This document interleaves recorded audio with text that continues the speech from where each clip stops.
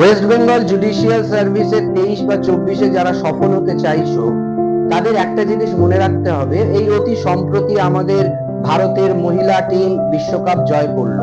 তোমাদের কি মনে হয় এই বিশ্বকাপ জয়ের পেছনে তারা ওই ম্যাচের দিনই খেলেছে, না ওই খেলাটা তারা আগে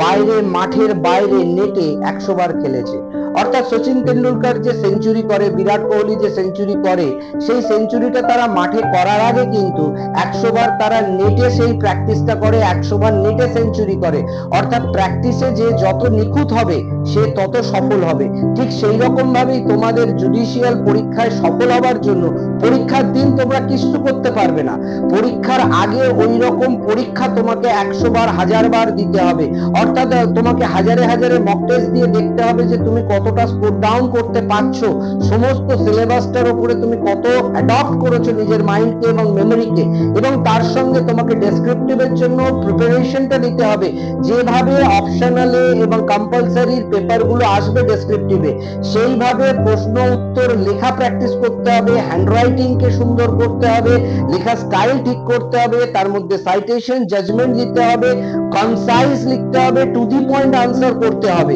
এই পুরো প্র্যাকটিসটা কিন্তু ওই অগোছালো ভাবে পড়ে, কোনো প্ল্যানহীন ভাবে পড়ে, নিজের মতন যখন যেরকম ইচ্ছা হলো পড়লাম, যেটা ইচ্ছা হলো পড়লাম, পড়তে আজকে ইচ্ছা হলো পড়লাম, কালকে ইচ্ছা হলো পড়লাম না,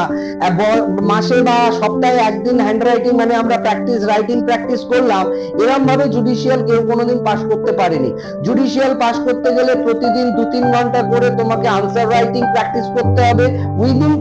টাইম ফ্রেমে বেঁধে তোমাকে প্র্যাকটিস করতে হবে। ওই সচিন তেন্ডুলকরের মাঠের বাইরে 100 বার সেঞ্চুরি করার পরে মাঠে যেরকম একদিন সেঞ্চুরি করে, সেরকম তোমাকে মাঠের বাইরে আগে 10 বার রাইটিং প্র্যাকটিস করতে হবে কম্পালসারি অপশনাল পেপারগুলোতে, এবং তোমাকে এমসিকিউ পেপারগুলোতে রেগুলারলি তোমাকে নিজেকে ইভ্যালুয়েট করতে হবে তুমি কত স্কোর করছো। ওই শুধু ইউটিউবে 4টে ভিডিও দেখলাম, ইউটিউব থেকে একটুখানি পড়লাম, বা আমি কোনো একটা ওই প্ল্যাটফর্ম বা অ্যাপে একটু পড়লাম, বা কটা জাজমেন্ট করলাম, সাইটেশন করলাম, ইম্পর্টেন্ট বেয়ার অ্যাক্ট পড়লাম, পড়ে আমি জুডিশিয়াল ক্র্যাক করবো, it quite not so simple and impossible it's.